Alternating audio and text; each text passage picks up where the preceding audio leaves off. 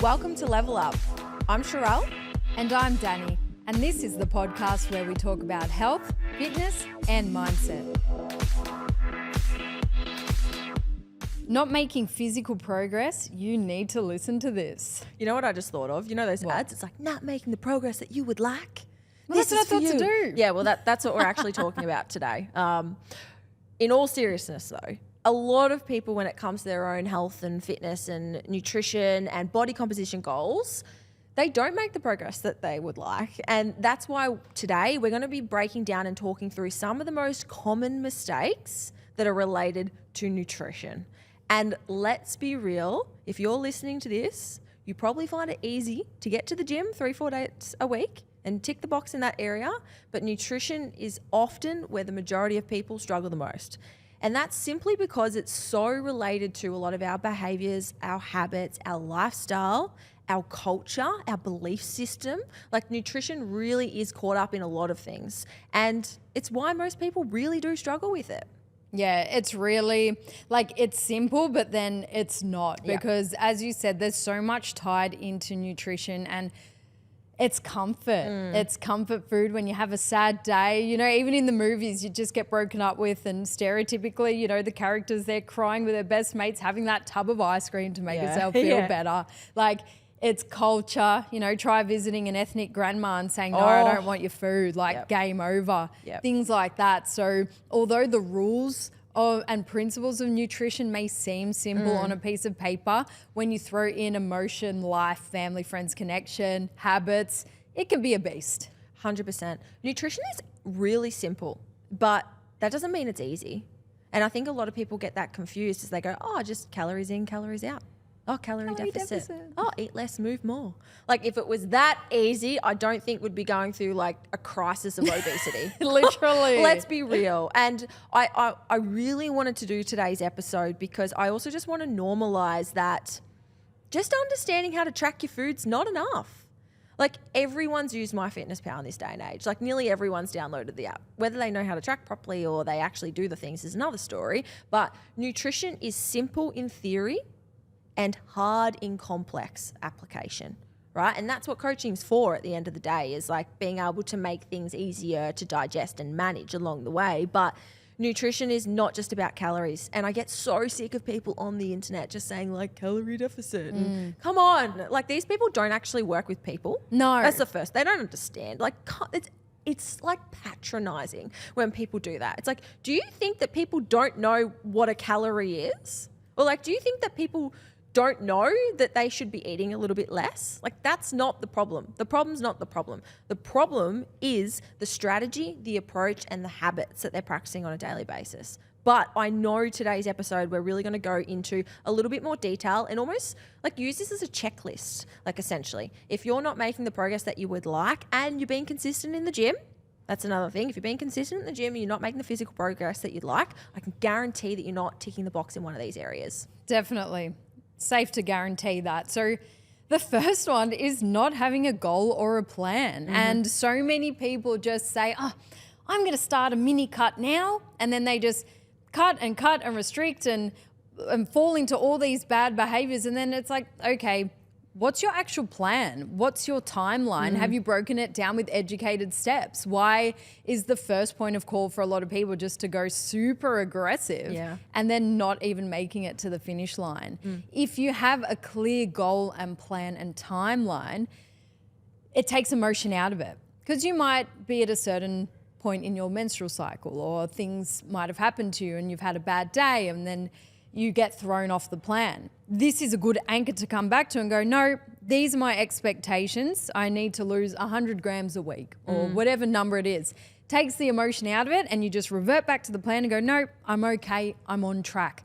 I need to do these behaviors for this amount of time. Because it's quite miserable if it's like, if you don't have an end date. Imagine trying to change your behavior and in your head it's like, okay, I'm climbing a mountain, but I don't actually know how tall the mountain is. You will give up. Your morale will be rock bottom. So it's so motivating, even with comp prep, for something so extreme. We knew that we had a 16 or 20 week prep. Cool, we're doing these actions for this long. there is the final date there, and you just push on. Yeah, it's so true. And honestly, it's why challenges, comp preps, it's why these things are so popular, is because we as humans need a start and an end date. This is why semesters exist in schools. Yeah. Like no one's doing anything forever. That's exhausting. But if we can have a start, a middle and an end date and benchmarks to meet along the way, you're not going to rely on motivation, because you're actually just going to be having momentum and build consistency doing that. And one of the biggest problems that I see a lot in coaching is that people have either no goal at all, no plan at all to achieve the goal, or they've set the wrong goal. Yeah. And I see that one a lot, like unrealistic expectations. And I think, again, we talk about a lot of this in a lot of different contexts of where these actually come from. But if you're setting the wrong goal, you're setting yourself up for failure. So knowing what your goal should be, and often I have to do this a lot, like reframing wise, like if someone's got like 25 kilos to lose, or they want to get back to this amount of weight or whatever it might be, I'm like, oh, when did you weigh that last? And they're like, 10 years ago before I had kids. And you're like, absolutely like horrible goal to have. Or maybe it's the right goal, but maybe it needs to happen in stages. Yeah. You know, you're not going to achieve everything all at once. And I think goals have to be specific, like a SMART goal, right? They have to be specific. They have to be measurable. You have to have a time around it. You have to have benchmarks, and you also have to have the right plan to get there, because a goal is an outcome of following a plan. So making sure that you've actually got a goal, and not just being like, oh, I just want to lose a couple of kilos, or I want to eat healthier. What does that even mean?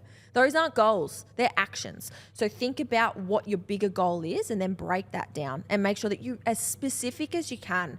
Most people suck at doing this on their own, to be honest. Most people can't really set a goal properly, and that's okay, because we're not really taught how to do it. But a really good framework is just making sure that you've got a SMART goal. Yep. And making sure that you lay that out clearly. Yep. And then once you have that SMART goal, you need the right strategy. So another mistake that we see is people just are following the wrong strategies and advice. And that's why we can't recommend having a coach enough, because they take you and your goal and your ideas, you put it all together, then you map it out into a beautiful plan and give you the tools and strategies and mindset in order to execute it. Because your goal can be rock solid, but then if you do not know how to get there, it's like trying to get to a destination, but then you don't have a map. The coaches can help you get that map straight away and give you the right plan that you need. The right advice for the wrong person is still the wrong advice. Yeah. Right, at the end of the day. And just because it works for someone else doesn't mean it's going to work for you. Yes. And a lot of people take other people's strategies or other people's goals or other people's benchmarks, and they just apply it to themselves. And it just doesn't work like that.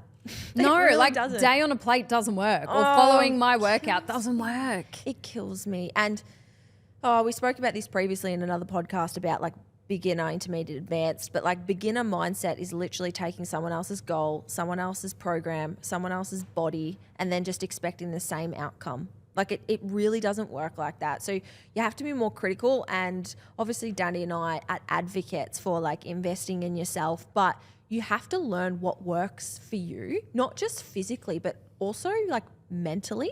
You have to know what works. And we're all humans at the end of the day. Like we all struggle with accountability and compliance and motivation. I mean, I'd be lying if I said that I'm motivated to do things all the time. I'd be lying if I said that I always tick the boxes in every area. Absolutely not. I'm human. This is why coaches have coaches. Yeah. This is why we also practice and preach these things as well, because it's hard.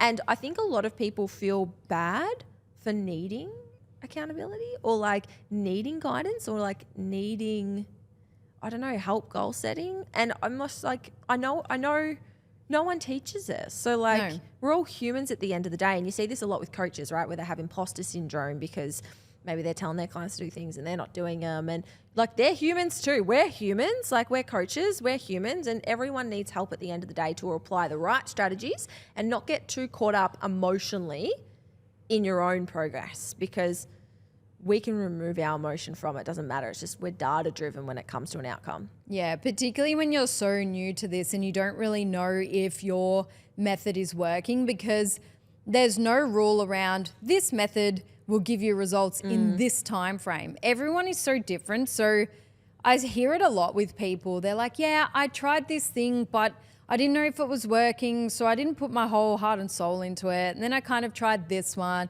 then I tried this one, and now I'm just exhausted and all my money's gone because I'm just trying all these different things. And, you know, you get that decision fatigue. So why wouldn't you just work close with someone? You literally get to your destination so much quicker, and you can learn from their mistakes in the past, because that's what a coach is.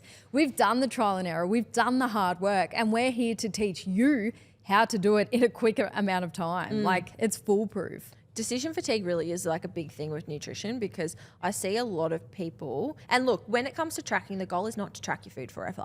Like, I have periods where I'm tracking when I'm working towards something specific, and then when I'm not tracking, when I'm living. Yep. And I think that people get so caught in the trap of like letting the tool control them. So they don't know how to practice positive, helpful eating habits without some level of restriction, right? And when we looked at restriction in terms of like a scale, like on one level, meal plans are as restrictive as they come. It's like, you eat this or you don't.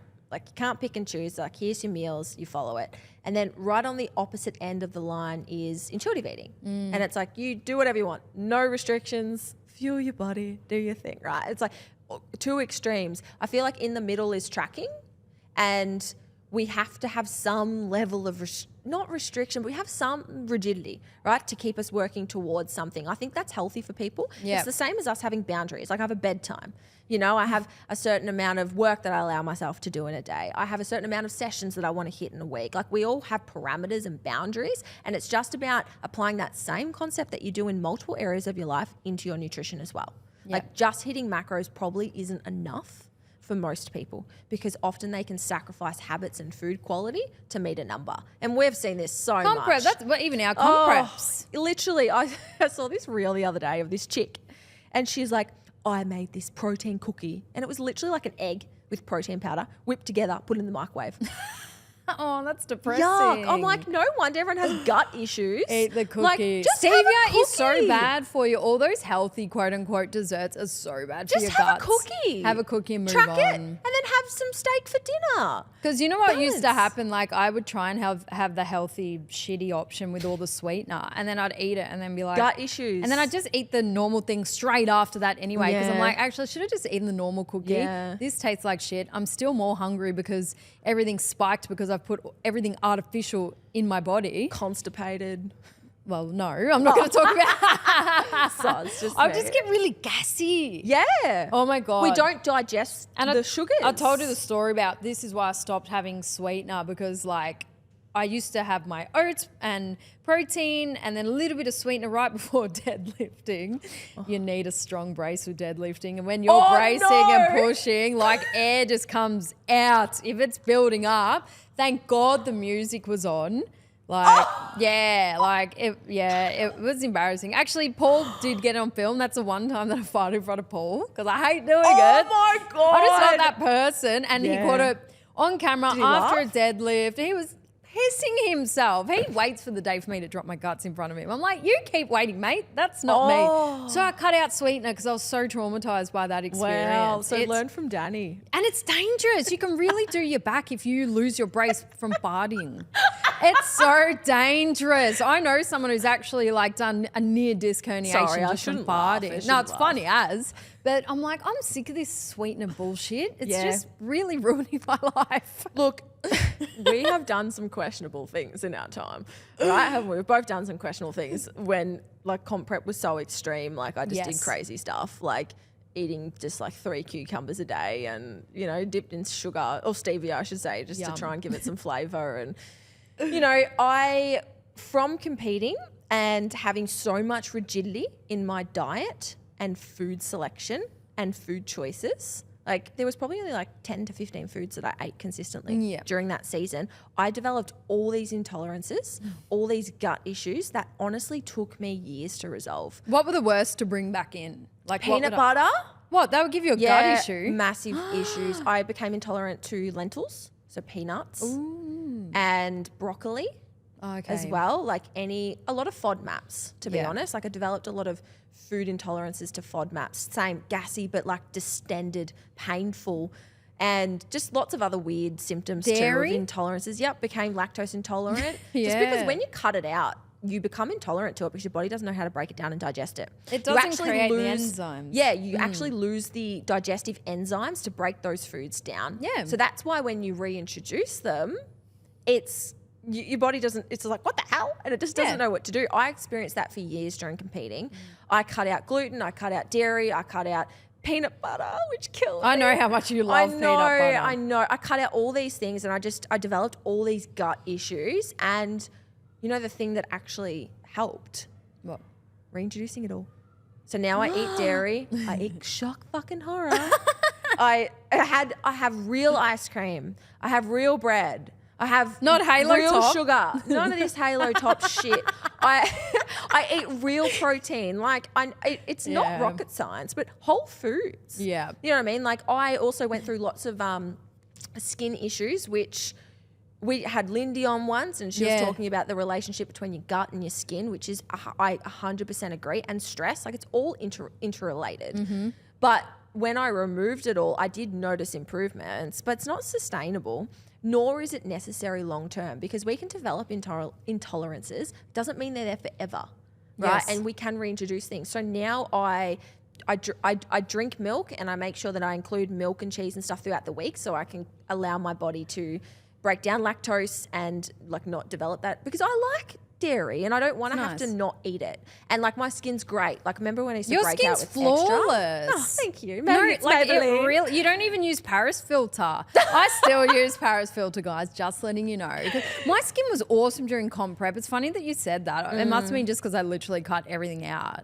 Like, but then I had no period. So. But then I You thought, win some, you yeah, lose well, some. that's what I mean. And look, our body will respond to stress in different ways. Yeah. Like we all have a low-hanging fruit that just gets attacked first. For some people, it's their mental health. For others, it's their menstrual cycle. For some people, it's their skin. Like everyone has like, you know, no one's worse or better. We all have our thing. But I did, remember when I was covered in eczema?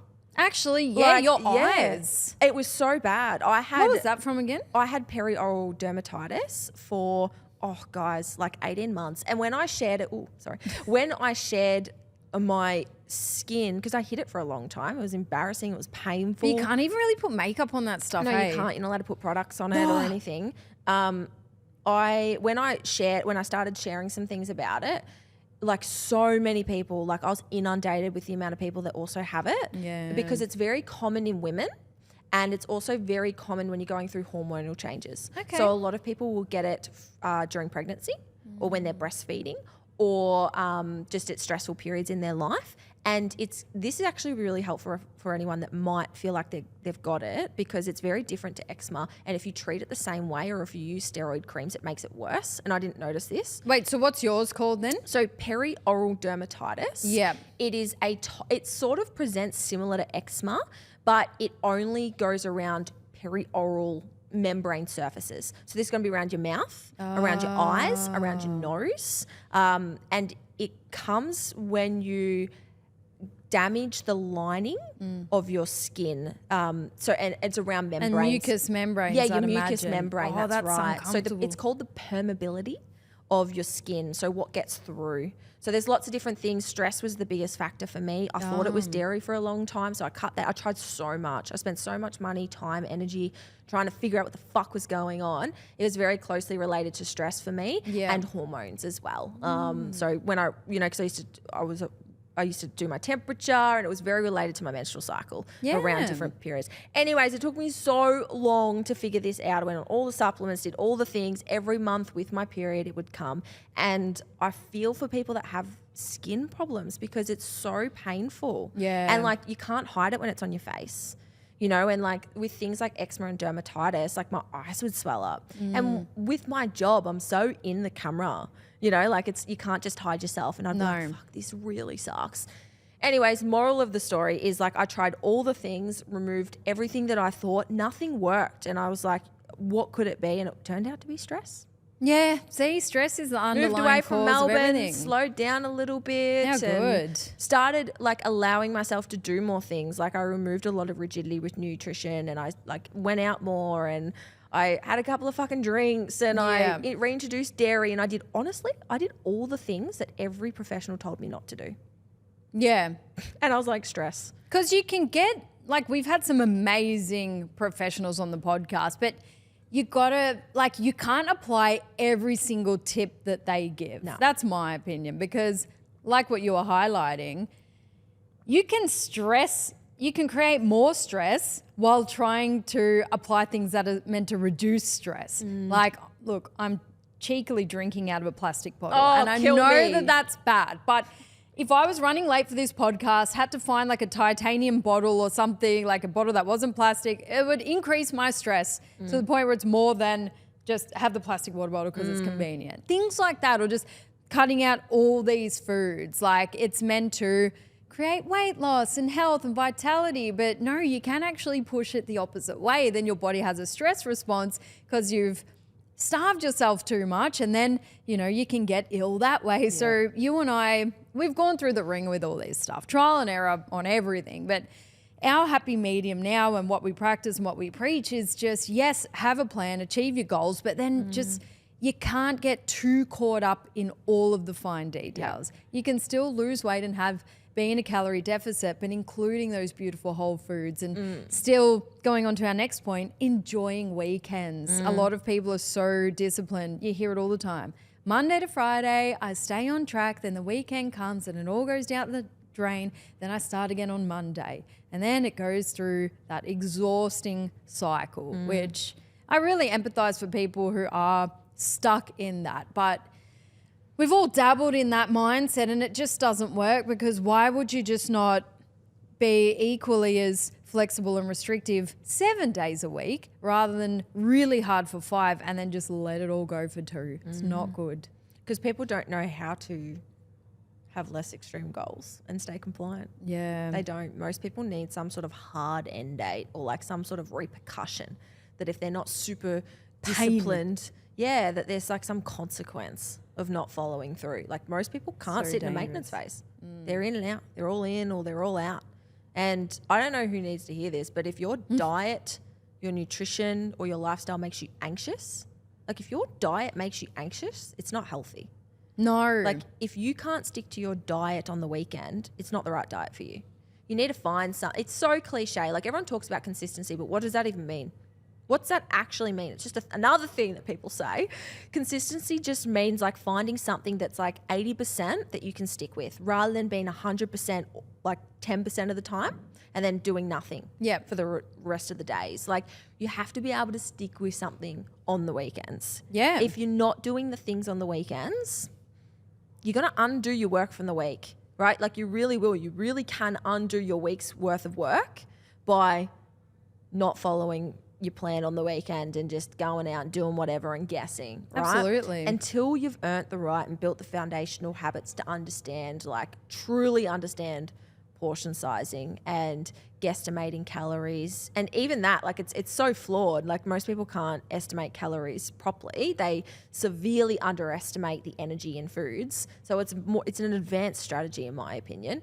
Until you've got those basic skills, like, don't expect to achieve a specific targeted goal. Yeah. Unless you're at maintenance, right? Like, if you're just living your life and your goals aren't anything geared towards objective numbers or targets, or you're not really working towards meeting a deadline, then you can have that flexibility. But I think people just need to be aware. Yes.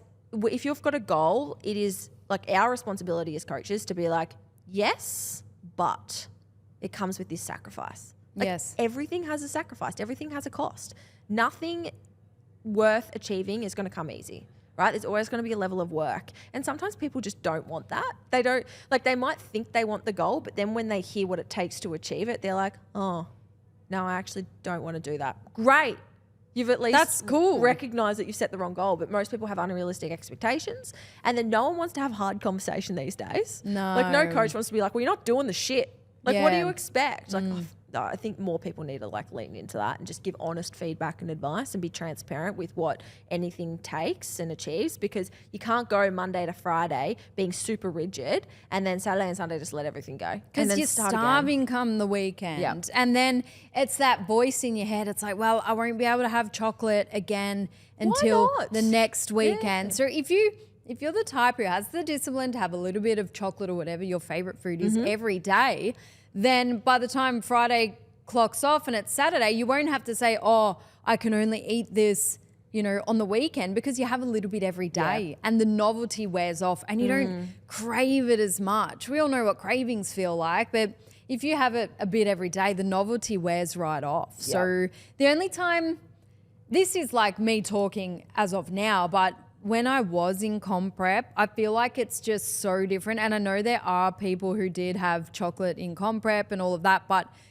when our body is a machine and it needs fuel, I just found I would rather get the carbs from something that wasn't the size of a small square to fill my stomach. Yeah. Because if I had that little square, that would have just pushed my calories up for 1 minute of enjoyment, and then I would have been so hungry. So I was very rigid with comp prep, still flexible in tracking macros and things, but I just didn't find it worth it having something that was so calorie dense but so tiny in my stomach. So that was interesting, but then I would never go back to that. I would never, if someone said, would you dream of looking like how you did on stage again, I'd go, fuck no. I don't want that six-pack anymore. Yeah. People think they want a six-pack. You don't. No. Unless you're competing on stage, and that's about it, guys. Yeah. Hey guys, I hope you're enjoying the episode. If you are, make sure that you take a screenshot, upload it to your socials, and don't forget to tag us.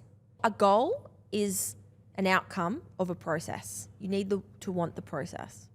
And like you said, you do not want the process again of what it took. No. Like everyone thinks that they're working towards a goal, but the goal is an outcome, right? The goal is an outcome. So you better love the thing that you have to do to get that. And I think that's where most people get it wrong, is they don't know the process. They've never done the process. And like what you said, I remember being 46 kilograms, very light, in one of my first ever shows, still thinking I wasn't lean enough.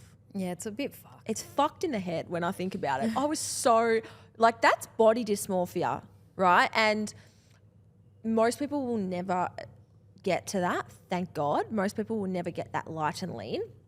But I remember literally thinking this is messed up. My brain's a bit messed up. Oh, really? I remember thinking I feel like I'm not lean enough, but I'm the leanest I've ever been. Yeah. And I know I'm a little bit unhealthy at the moment. Oh, wow. Yeah, I remember being because that's what competing is. Competing is absolutely unhealthy, 110% unhealthy. Yeah. Fight me.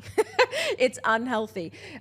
Any extreme sport is unhealthy at the end of the day. But I remember that so vividly. I remember the day, I remember the moment, I remember thinking this is pretty unhealthy, but my brain's still telling me that I'm not lean enough. It's so weird. But that's body dysmorphia. When you look in the mirror and your reflection is warped. What you're saying back to yourself, what you're seeing is warped in your brain. I don't know if you had a similar experience. Maybe this was just me. Look, I'm lucky I didn't. Yeah. But it is a red flag that does come up. Yeah.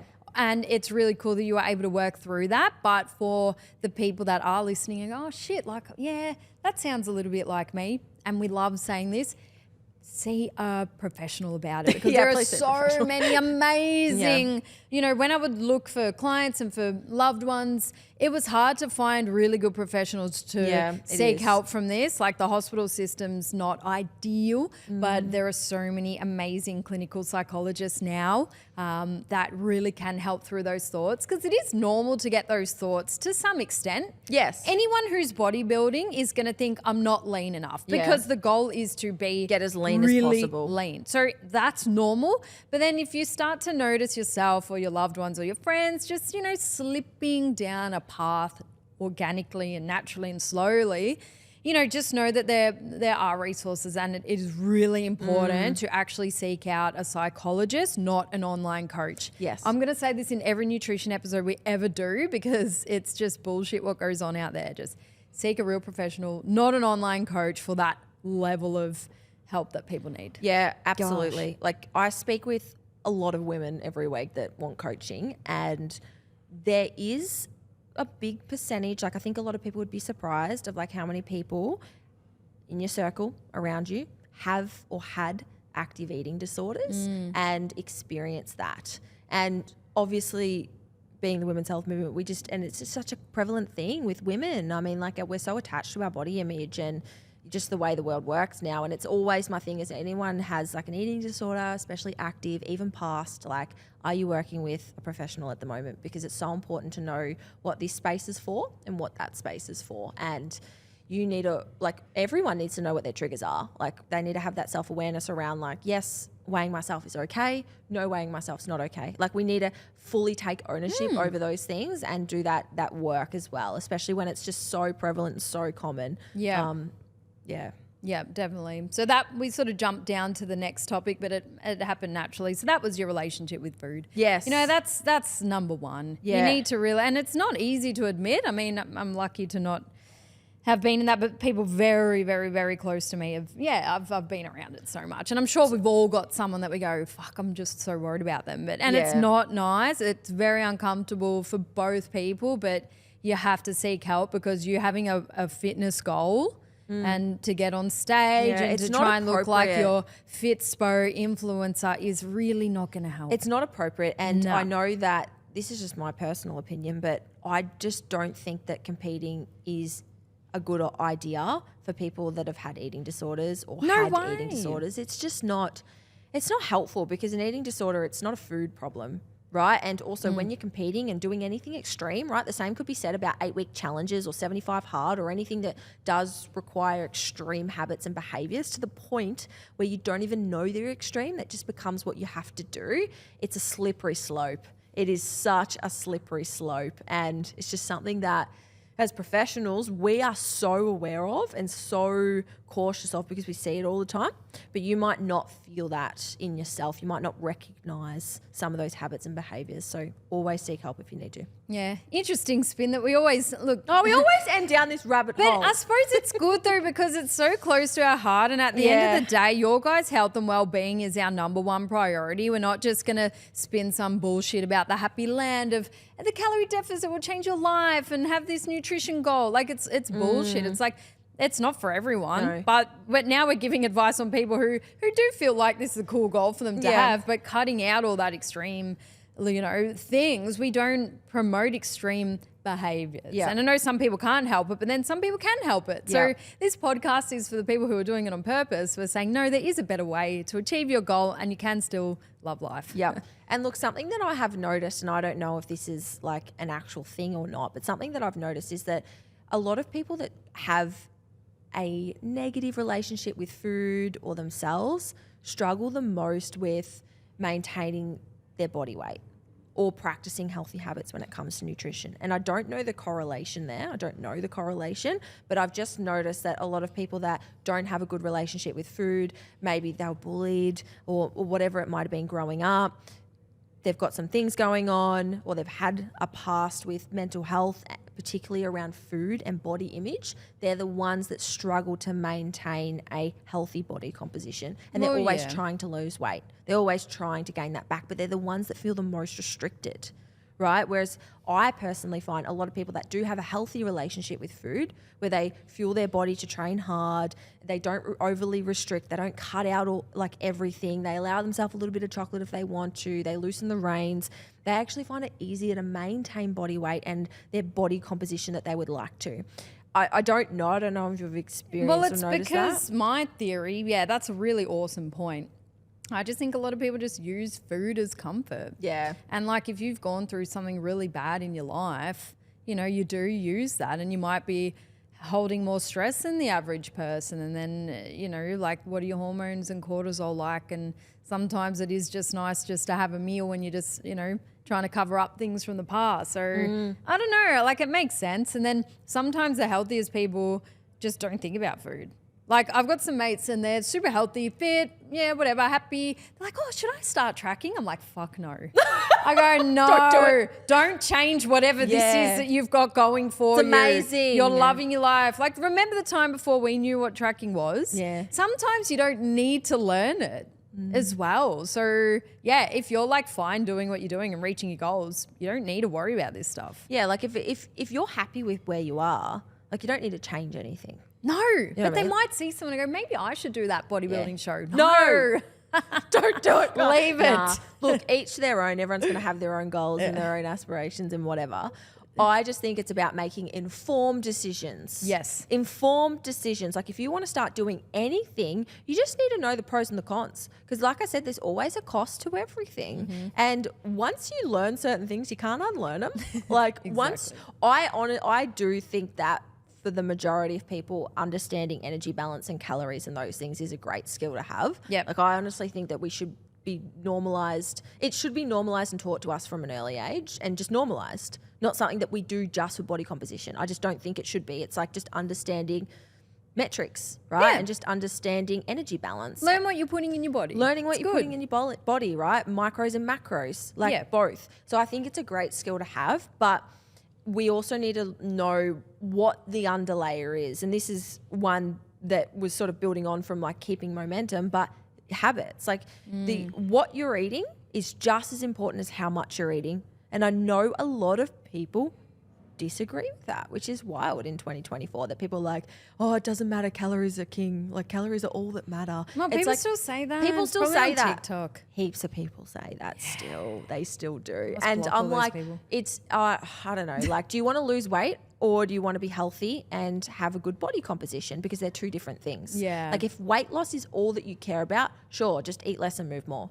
But that's not what most people want, right? They want to look strong. They want to build muscle. They want to feel confident.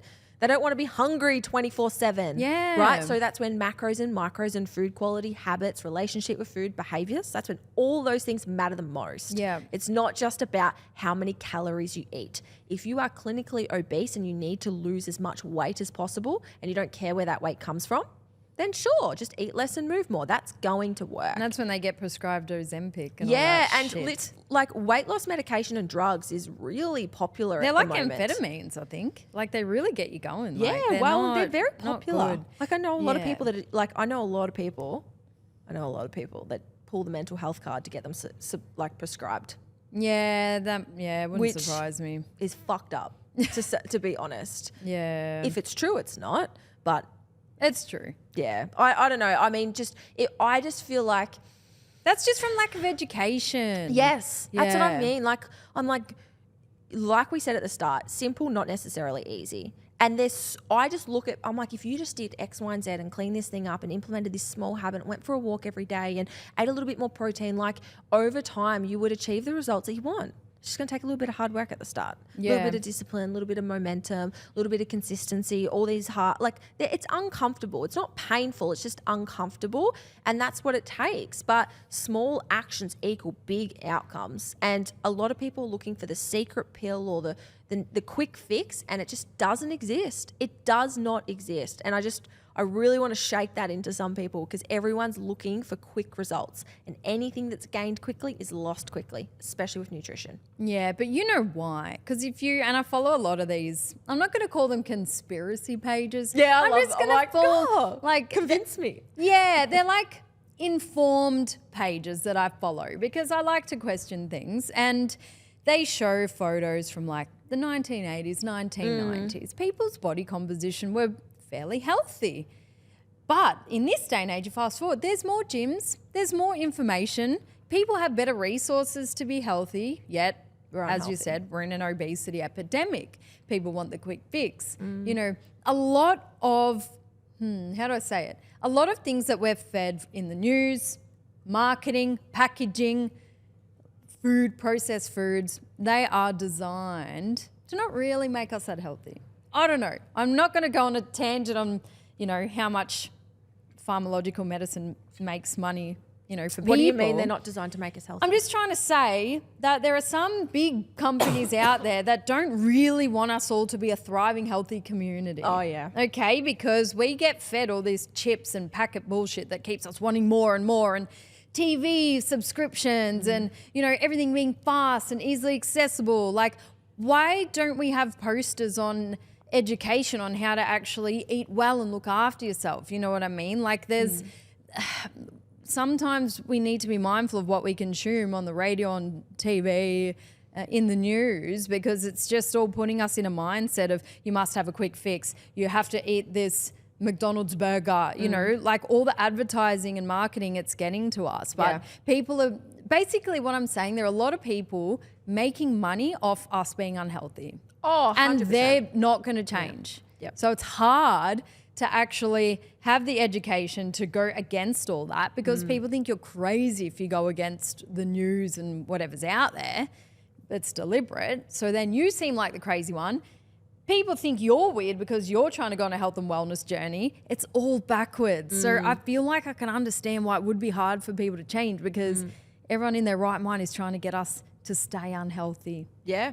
I don't blame people for being confused. It's confusing. There's so much information out there, and a lot of it's like brainwashing. just not...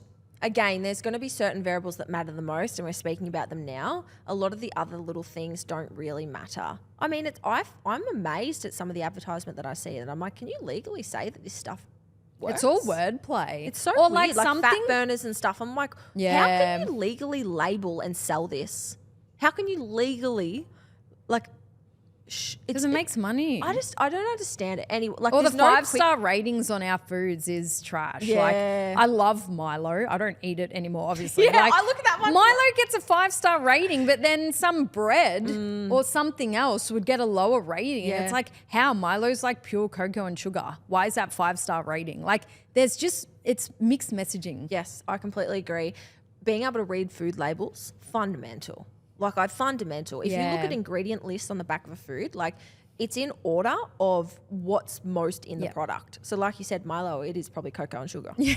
You know what I mean? So generally, the less ingredients, the better. And I think it's just so simple in saying it 80-20, like 80% whole food, 20% soul food. Like, have your Milo and have some treats. Like, do that. It's part of having a healthy relationship with food is we need treats. Yeah. Like, we need to be not rewarded, but we need to enjoy having some sweets. Or if your mate offers you something, you're not going to be like, no, every time. Better not. Yeah. Just, like, yeah, thanks. I'll you have a need to little be bit. able to enjoy your food and do those things as well. But yeah, I'm like a bit old school, but I just think like whole foods is always going to be best, because a lot of these other foods, they also spike your appetite. Yeah. And you just want more and more because food companies are smart. Yeah. Right? They craft, like, did you know, for example, that Coke has salt in it to dehydrate you to drink more?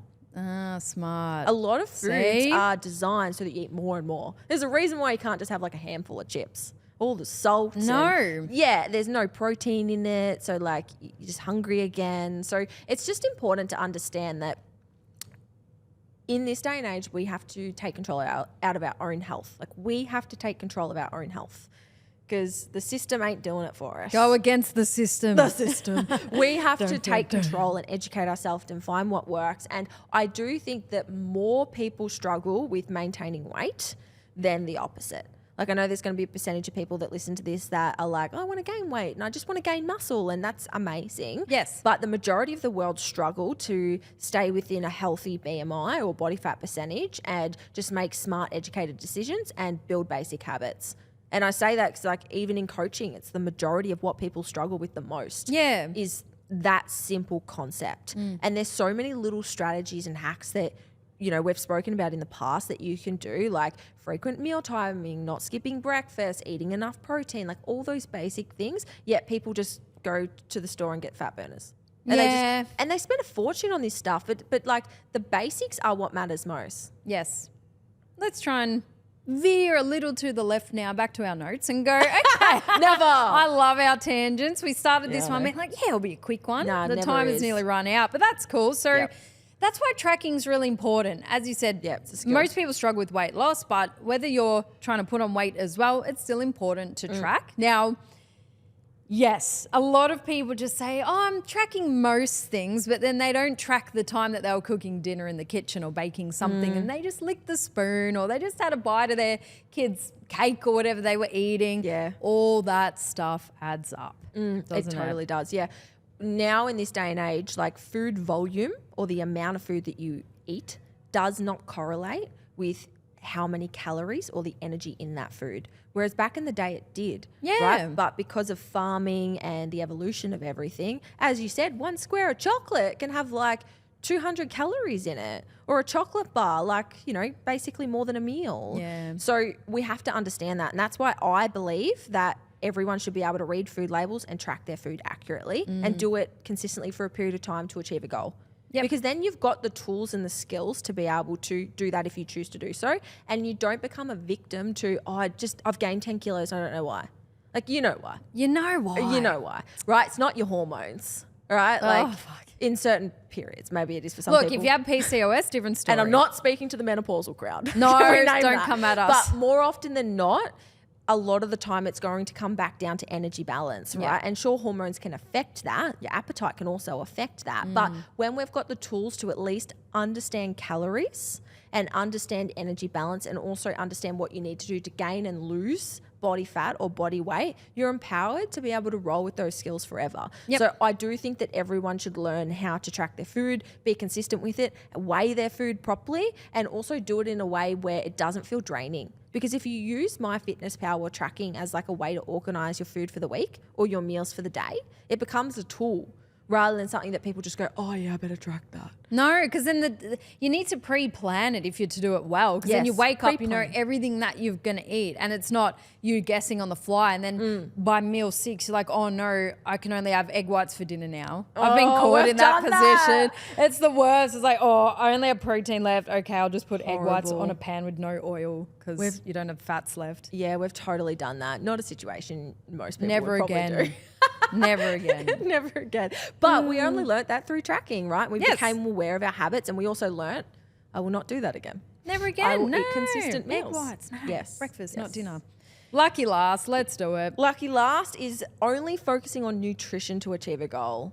And I know obviously nutrition's a big part of achieving any goal, but your training is also super important if you have body composition goals.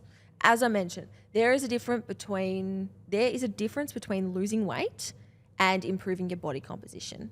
And I've seen a lot of women completely change their body composition and the scale does not change. Sometimes Yeah. the scale goes up and it blows their mind. But I'm like, yes, weight loss and fat loss are two different things, right? Once you actually start training like an athlete, fueling your body properly and recovering as well, your body changes. It Yeah. really does. You don't store all this fat in weird places. Like you're sleeping better. You have more confidence in what you're doing because you're keeping promises to yourself. You're noticing that your body's developing and you're looking more athletic and strong. And for a lot of the people that we probably work with, that's what they want. They don't just want to actually get lighter. They don't want to just No. become smaller humans. They want to change their body. And that's something I say. I'm like, do you want to become a smaller version of yourself? Oh, no, I don't. Oh, great. Well, can we stop, like, please obsessing over this scale? Like, can we do some Yeah. measurements? Can you take some photos? If you Yeah. look at your training videos, like, look at the right metrics too, but then don't just obsess over your calories and your nutrition because I promise you won't achieve your goals if you do that. But you know what fuels that? And there are some very popular accounts who do know what they're talking about, but one of their hooks at the start of their reels is like, you don't need training to lose weight. Training's a Oh, waste of fuck time off. and weight loss. I've and seen it's like, that. yeah, I know. You probably know exactly who I mean. But Yeah. it's like, okay, that's fine. But everything you just listed, what about the functionality of a human? What about injury prevention, injury rehab, being able to help around the house, being able to lift your kids, being able to play a sport that you Health. love, walk the dog? Literally anything in life requires you to be able to move well. Why would we just divert that focus just onto becoming a smaller version of yourself? What about becoming the best, strongest, happiest, healthiest version of yourself? You still do need that training. I have seen that. It's become such a trend. It's just It's like, you stupid. don't have to go to the gym. I'm Yeah. like, oh, this sounds They too good to say be true. that. It is. It is way too good to be true. Because like you said, oh, great. What if they get injured and then they can't even like stay on their, like get their step target in because they get a sore lower back from walking all the time? You know, like we should be encouraging people to build our lifestyle, Yes. and not just eat less and move more. It's so damaging and toxic for women, Just anyways. gets the views just tell on them their to eat less. reels. Oh, it pisses me off. Yeah, I've seen that as well. I know Yeah, exactly you who know. you're talking about. The deal. But stress, sleep, recovery, just as important, right? Just as important. And I think it's so important to acknowledge that there's two parts of getting a result. There's the physical result and there's the experience of getting that result. And we need to tick the box in both. Because, as I mentioned, you can be incredibly lean, but the experience of getting there, it's not fulfilling. It doesn't actually scratch the itch. And you're still just as miserable and you're not confident at all. So we have to get the result, of course, but the experience of getting the result is just as important. And this means that you have to not only just trust the process, but enjoy the process, enjoy the skills that you had to do, and enjoy the things that you had to do on a daily basis to achieve that. Yeah. That's so important, because if you get to that goal, people will be like, oh, wow, well done, you look great, blah, blah, blah. All the voices that you think that you wanted. But if you're miserable and you've just hated yourself for the past 12 weeks getting there, it's going to mean nothing. Yeah. And even more so, most people actually don't care, to be honest. Just do it for yourself and enjoy it, because to get those 3 compliments that you were busting your ass for, it's really not worth it, because they're just going to move on and not care in 1 second. Yes. Make it worth it for yourself. And this is important. Can we please stop complimenting people for losing weight? I know, it's a tricky one, isn't it, though? But imagine if you're on the weight loss journey and you're like, and then no one says anything, or you just get a new haircut and no one says anything. It's kind of like that thing as well, though. You have to compliment. There is ways of complimenting people where you don't have to acknowledge the weight loss. Yeah. I can see you've really been looking after yourself. But then what if they haven't? But if you're knowing that they're doing their journey and they're posting about it and sharing it, versus, because I've seen this all the time and I used to see it all the time as well in healthcare, where people have lost weight but they've got severe anxiety. Yeah. You know, and they're really wired all the time and they lose their appetite and they forget to eat. Yeah. And their friends are like, you look great. And they're like, I'm so unhealthy and miserable right now. I could cry in any second. Oh, like that happened to me after COVID. I came back into the gym. So I had after I had COVID, I had like a week off the gym, didn't leave the house. Oh no, went for little walks, got a bit of a suntan because I was bored. That's about it. And then everyone's like, wow, you look great. What have you been doing? I'm like, I've been sick in bed and not eating. Yeah, it's not appropriate. It's not appropriate. Oh, it pisses me off. Please don't, just say, how are you? You look great. And that's it. Well, get curious first. Just ask what they've been up to. You know, check in on their physical and mental health before you give compliments and reinforce the wrong behavior. Because sometimes people don't mean to lose weight, and it's linked to health-related things or mental health or illness that you might not even know about. Yeah. And just say your hair looks great. Yeah. Another one I used to see was especially in pregnancy, people are like, oh, when are you expecting? No, I've learned to never say that. All the time. You never, ever say that. Never. I don't fucking care if she's 37 weeks. Literally. Never make an assumption. In your maternity ward. So your job is there to deliver her baby. You never even comment. Nah, we've all made that mistake. We've all made it. Yeah. But it's the same with anything. Just never make assumptions, especially about weight loss, because people are so... most people's body weight and body image is so correlated to their self-esteem. Yeah. And you've just got to be careful, because if you're reinforcing something, what's it teaching them? What's it telling them? And the opposite's true as well. There you go. That's our little homework then, to compliment someone, but nothing to do with their weight. Compliment Talk about anything and else. Character. Their outfit looks good. You're glowing. Glowing. Whatever. Your hair looks great. Fantastic. Thank all right. you. Good. Yes, that's great. Well, anyways, just a little bit of a recap. A lot of people often don't make the physical progress that they would like, and there's very obvious reasons as to why a lot of people don't, but sometimes we're just in our own skin and we don't really know. So hopefully today we spoke about some things that maybe you'd considered in the past, or maybe no one's told you before, because there was a few of those. But either way, we hope that you can apply it to your own goals and make sure that you can get some momentum. Yes, and please leave us a podcast review. We haven't really gotten many, guys. To be honest. I know, but we would love it if you could put a review on Spotify or Apple Podcasts. We love reading through them, and then it helps us reach more people as well. We just love sharing the positive vibes and, educating and laughing along the way. So if you can give us a good review, then that'll be awesome. Thanks, guys. If you're enjoying the podcast, please leave us a 5-star review and hit follow so you can stay up to date with our podcast every week.